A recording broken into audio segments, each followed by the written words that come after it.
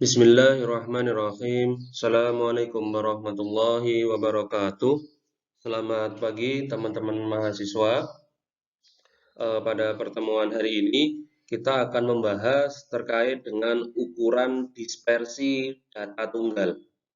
Pada pertemuan sebelum-sebelumnya kita telah membahas beberapa ukuran, yaitu diantaranya ada ukuran tendensi sentral yang meliputi min, median, dan modus. Kemudian ada ukuran letak yang meliputi kuartil, desil, maupun persentil. Nah, pada kesempatan hari ini kita akan membahas ukuran yang lainnya, yaitu terkait dengan ukuran dispersi, tetapi hanya pada data tunggal saja. Sedangkan untuk ukuran dispersi pada data bergolong akan kita bahas pada pertemuan selanjutnya.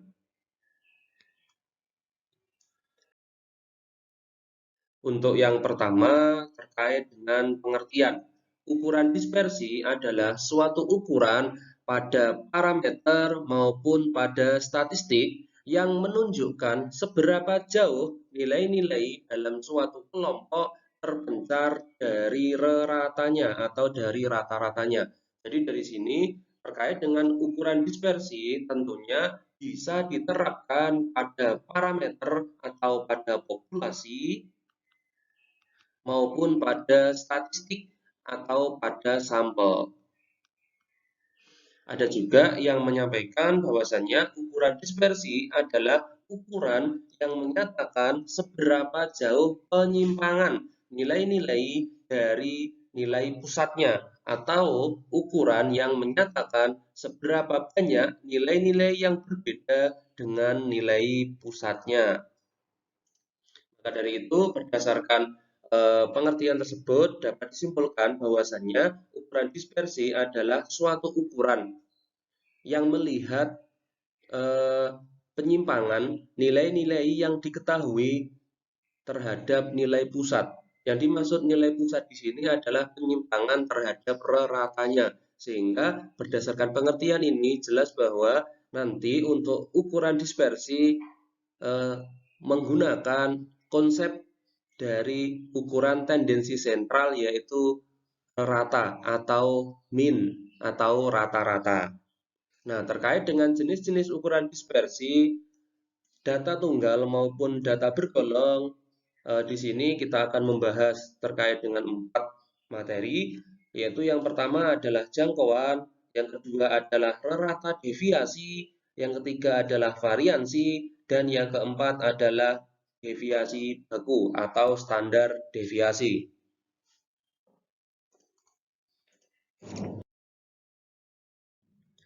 Yang pertama terkait dengan jangkauan.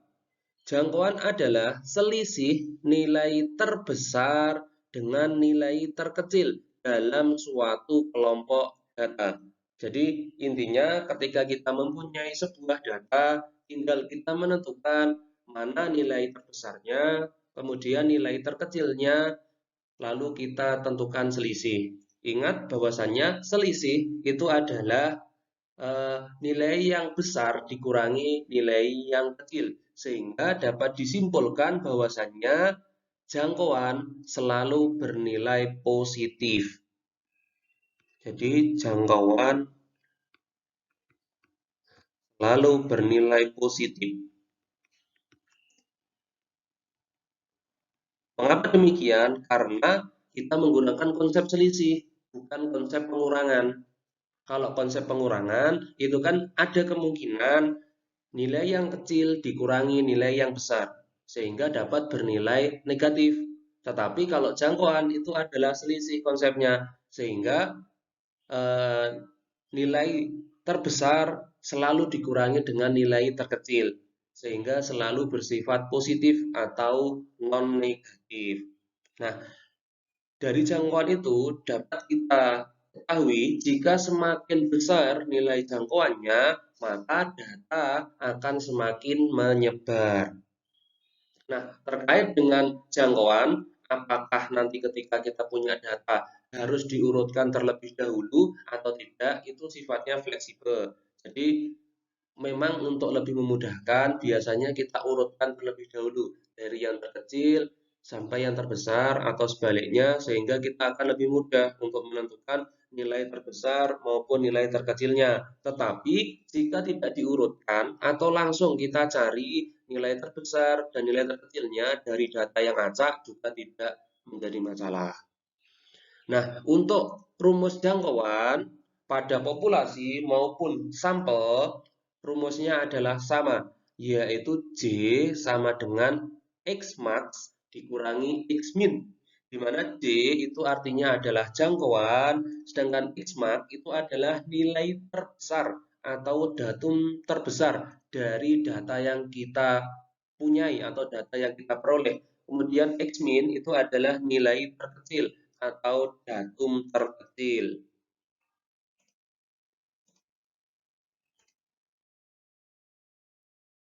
Selanjutnya untuk yang kedua yaitu adalah rata deviasi, yaitu nilai mutlak simpangan atau deviasi antara nilai data pengamatan dengan rata hitungnya atau rata-rata. Jadi di sini juga dapat kita garis bawahi karena kita menggunakan nilai mutlak, di mana konsep dari nilai mutlak itu adalah nilai yang selalu positif. Jadi tidak ada yang nilainya negatif, maka rata deviasi hasilnya selalu positif. Nah, di sini terkait dengan rumus ada dua, yaitu pada populasi maupun pada sampel. Terkait dengan rumusnya, baik pada populasi maupun pada sampel itu adalah sama. Yang membedakan hanya lambangnya saja. Kalau pada populasi nanti rata-ratanya menggunakan mu, sedangkan pada sampel rata-ratanya menggunakan lambang X bar. Tetapi untuk rumusnya sama, yaitu RD sama dengan sigma FI dikali mutlak XI dikurangi mu pada populasi dan dikurangi X bar pada sampel dibagi dengan N besar, di mana RD itu menyatakan rata deviasi, kemudian XI itu adalah nilai kelas atau data ke I, kemudian FI itu adalah frekuensi data ke I, di mana I itu berjalan dari 1 sampai dengan K. Dengan K menyatakan banyak nilai kelas atau banyaknya data atau datum.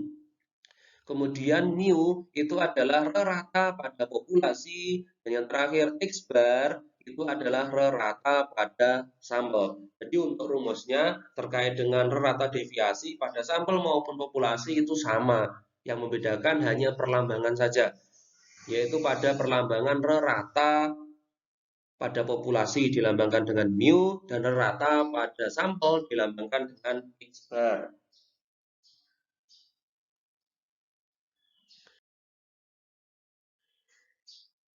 Selanjutnya yang ketiga yaitu terkait dengan variansi.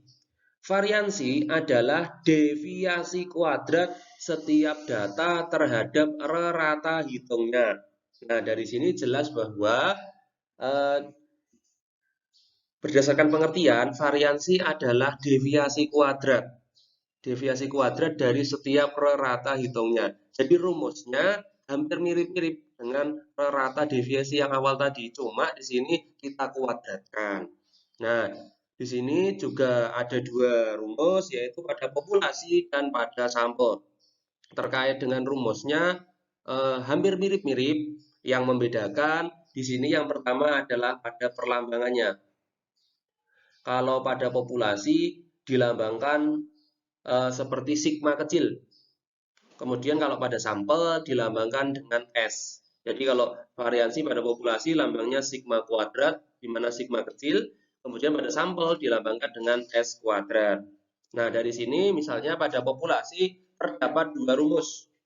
Nah, untuk rumus yang pertama, variansi sama dengan sigma Fi dikali Xi dikurangi mu kuadrat dibagi dengan N. Nah, pada rumus yang pertama ini biasanya terdapat kendala pada rata. Nanti ketika ratanya bukan bilangan bulat atau terdapat koma-koma atau berupa bilangan desimal, nanti menyebabkan kesulitan dalam menghitung. Karena ini nanti kan akan dikuadratkan lagi, sehingga ketika pengurangannya itu sifatnya tidak bulat, nanti hasilnya kan otomatis dia desimal. Karena desimal ketika dikuadratkan akan menjadi lebih sulit dalam perhitungannya. Sehingga rata-rata pengguna terkait dengan rumus variansi eh, lebih menganjurkan untuk rumus yang kedua di sini karena tidak ada nilai-nilai yang desimal atau semua nilainya adalah bulat. Jadi di sini tadi untuk rata ada kemungkinan desimal.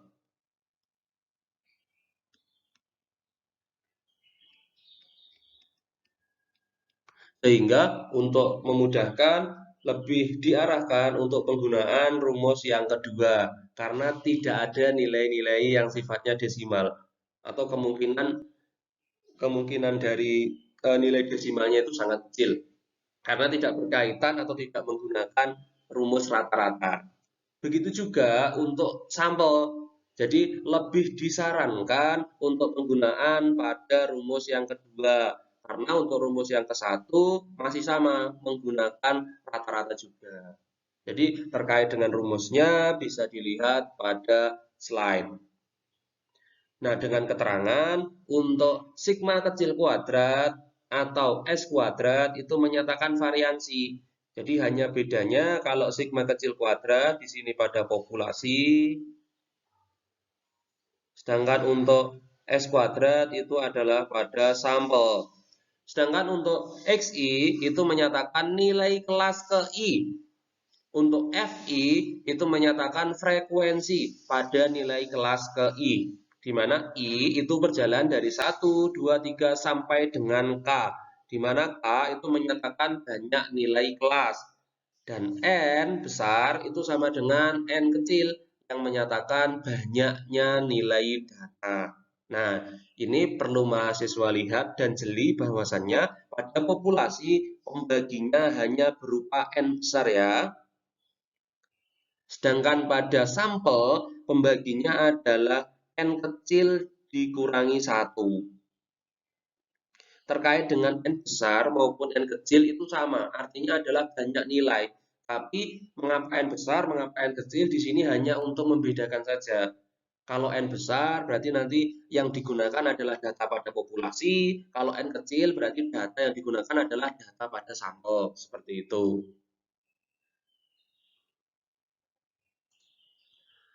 Selanjutnya yaitu yang keempat terkait dengan deviasi baku. Nah, deviasi baku di sini adalah nilai akar kuadrat dari variansi. Nah, dari sini jelas bahwasannya untuk mencari deviasi baku atau standar deviasi, maka kita harus mencari variansinya dulu. Sehingga dua hal ini adalah dua hal yang saling berhubungan. Jadi nanti ketika ada soal, diminta untuk mencari deviasi baku, maka mahasiswa harus mencari variansinya terlebih dahulu. Sehingga tidak mungkin ketika mencari deviasi baku tanpa variansi tidak mungkin. Jadi kalau ada soal harus mencari variansinya dulu baru bisa mencari deviasi baku. Karena deviasi baku itu adalah akar kuadrat dari variansinya. Nah, terkait dengan simbol di sini juga membedakan untuk sigma kecil adalah pada populasi dan S kecil adalah pada sampel. Jadi sigma kecil sama dengan akar sigma kecil kuadrat atau deviasi baku sama dengan akar dari variansi.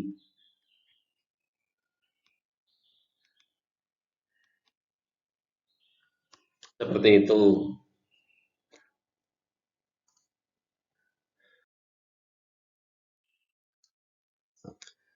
Baik, selanjutnya setelah kita membahas terkait dengan pengertian ukuran dispersi, kemudian rumus terkait dengan jangkauan, rata deviasi, variansi, maupun deviasi baku, pada slide selanjutnya ini kita akan mencoba menerapkan rumus-rumus tersebut ke dalam contoh soal.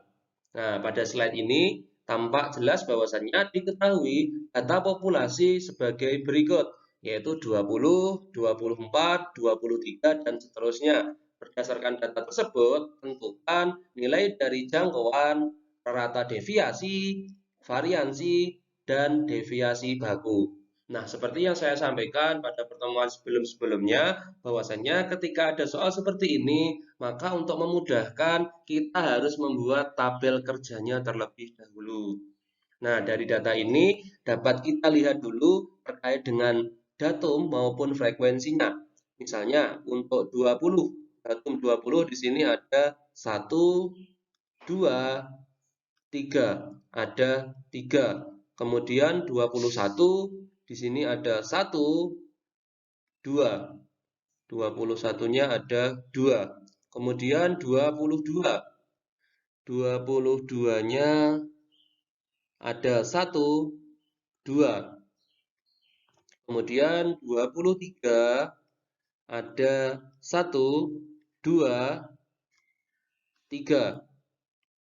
Kemudian 24 ada 1, 2, 3, 4, 5. Dan yang terakhir 25 di sini ada 1. Nah, kemudian coba kita jumlahkan. 3 tambah 2 itu 5, 5 tambah 2 7, 7 tambah 3 10, 10 tambah 5 15, 15 tambah 1 16. Jadi banyaknya data pada contoh soal di sini ada 16 datum. Nah, di sini sudah saya sampaikan bahwasanya kita harus membuat tabel kerjanya dulu, di mana untuk XI di sini adalah melambangkan dari data-data yang mewakili dari contoh soal tadi, yaitu ada 20, 21, 22, 23, 24, dan 25. Di mana untuk 20 di sini menyatakan X1, kemudian 21 adalah X2, 22 adalah X3, 23 adalah X4, 24 adalah X5, dan 25 adalah X6. Selanjutnya untuk FI atau frekuensinya, untuk X1 ada 3, untuk X2 ada 2, X3 ada 2, X4 ada 3, X5 ada 5, dan X6 ada 1. Sehingga untuk sigma FI atau N besarnya tinggal dijumlahkan semua. Hasilnya adalah 16. Nah, di sini juga terdapat informasi terkait dengan mu.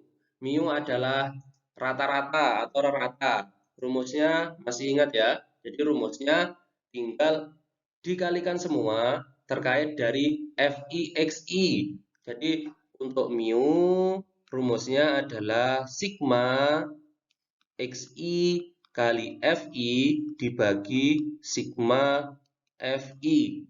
Jadi 20 dikali 3 ditambah 21 dikali 2 ditambah 22 dikali 2 ditambah 23 dikali 3 ditambah 24 dikali 5 ditambah 25 dikali 1 dibagi dengan 16. Nanti coba dihitung menggunakan kalkulator, nanti ketemunya adalah 22,5. Selanjutnya, kita mencari nilai dari FIXI. Jadi FIXI ini artinya FI dikali XI yang bersesuaian. Jadi misalnya kalau untuk 60 berarti ya X1 dikali F1, yaitu 20 dikali 3 sama dengan 60. Kalau 42 di sini berarti 21 dikali 2 sama dengan 42. Begitu seterusnya sampai dengan X yang ke-6. Nah, setelah diperoleh semuanya, lalu kita jumlahkan sehingga diperoleh nilai dari sigma FIXI yaitu 360. Selanjutnya, untuk XI kuadrat yaitu adalah nilai kuadrat dari XI yang bersesuaian. Jadi di sini diperoleh 400. 400 itu artinya adalah 20 kuadrat, yaitu 20 kali 20. Selanjutnya adalah 441, yaitu diperoleh dari 21 kuadrat. begitu seterusnya sampai dengan X6. Selanjutnya untuk FI/XI kuadrat, yaitu hasil perkalian dari FI dikali dengan XI kuadrat yang bersesuaian. Misalnya 1200 di sini diperoleh dari F1. F1-nya adalah 3 dikali dengan X1 kuadrat adalah 400. Begitu juga untuk 882 di sini diperoleh dari F2. F2 adalah 2 dikali dengan X2 kuadrat, yaitu 441, sehingga diperoleh 882. Begitu seterusnya sampai dengan X ke-6. Setelah diperoleh, kemudian kita jumlahkan, sehingga diperoleh sigma FI XI kuadrat, yaitu 8142. Selanjutnya, untuk kolom mutlak dari XI dikurangi dengan mu. Nah, di sini dapat mahasiswa perhatikan untuk nilai mutlak artinya adalah nilai yang selalu positif. Jadi tidak ada nilai mutlak yang bernilai negatif. Contoh untuk yang pertama. Nah, di sini untuk yang pertama, nilai dari XI itu adalah X1, yaitu 20 dikurangi rata-ratanya adalah 22,5, sehingga diperoleh mutlak negatif 2,5. Nah, karena di sini ada nilai mutlaknya, maka yang awalnya negatif dia selalu menjadi nilai positif. Jadi konsep dari nilai mutlak itu adalah nilai yang selalu positif. Nah, selanjutnya untuk yang terakhir terkait dari FI dikali dengan mutlak XI dikurangi dengan reratanya. Sehingga diperoleh misalnya di sini 7,5 yaitu diperoleh dari F1 itu adalah 3 dikali dengan mutlak X1 dikurangi mu atau reratanya yaitu 2,5 sehingga diperoleh 7,5. Begitu untuk yang kedua, untuk X2 berarti F2 itu adalah 2 dikali dengan mutlak dari X2 dikurangi reratanya yaitu 1,5. Hasilnya adalah 3. Begitu seterusnya sampai dengan X yang ke-6. Selanjutnya tinggal kita jumlah sehingga diperoleh sigma Fi dikali mutlak Xi dikurangi mu dengan I yang bersesuaian yaitu hasilnya adalah 23. Nah, setelah kita memperoleh semua data dari tabel kerja yang dibutuhkan untuk menentukan jangkauan, menentukan rata deviasi, variansi, maupun deviasi bakunya, tinggal kita substitusikan nilai-nilai pada tabel kerja ini pada rumus yang bersesuaian juga. Sehingga kita peroleh bahwasanya untuk yang A yaitu mencari jangkauan yaitu X maksimum dikurangi X minimum yaitu 25 dikurangi 20 sehingga hasilnya adalah 5. Selanjutnya untuk yang B mencari rata deviasi yaitu rumusnya sigma Fi dikali Xi dibagi rata. Jangan lupa dimutlakkan kemudian dibagi dengan N. Nah, di sini mudahnya dengan tabel kerja kita tidak perlu menghitung lagi, tinggal kita substitusikan nilai pada tabelnya yaitu 23 dibagi dengan 16 sehingga diperoleh 1,4375. Nah, di sini sesuai kesepakatan bisa kita bulatkan menjadi dua angka di belakang koma sehingga menjadi 1,44 karena 7-nya itu kan lebih dari 5 atau bisa juga dibulatkan menjadi 1,438 itu juga boleh. Nah, selanjutnya untuk yang C, mencari variansi. Nah, untuk rumusnya bisa dilihat pada slide.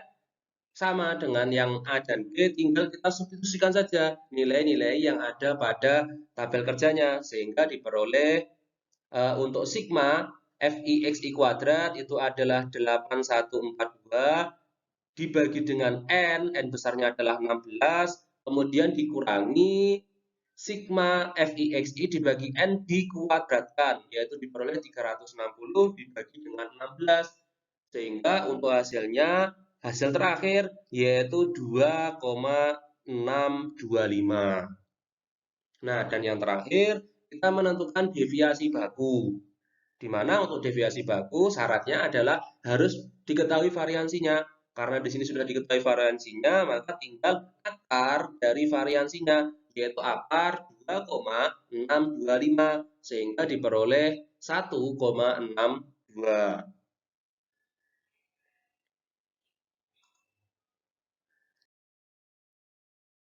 Nah, selanjutnya setelah kita membahas semua materinya, kemudian telah kita terapkan pada contoh soalnya. Nah, di sini ada soal latihan yang bisa dikerjakan atau digunakan oleh mahasiswa untuk melatih kemampuannya terkait dengan materi yang telah kita bahas pada kesempatan hari ini. Nah, di sini tampak jelas bahwasanya terdapat beberapa data, yaitu ada 70, 75, dan seterusnya sampai dengan 85. Nah, dari sini mahasiswa diminta untuk menentukan nilai dari jangkauan, rata deviasi, variansi, maupun deviasi bakunya. Jadi caranya sama seperti yang telah saya jelaskan tadi, bahwasanya untuk memudahkan silahkan membuat tabel kerjanya terlebih dahulu. Tapi kalau misalkan tidak membuat juga nggak apa-apa, tapi nanti kecenderungannya akan lebih sulit. Sehingga saya sarankan silahkan membuat tabel kerjanya terlebih dahulu. Mungkin itu yang dapat saya sampaikan pada kesempatan hari ini. Ada kurangnya saya mohon maaf. Semoga bermanfaat. Akhirnya, Assalamualaikum warahmatullahi wabarakatuh.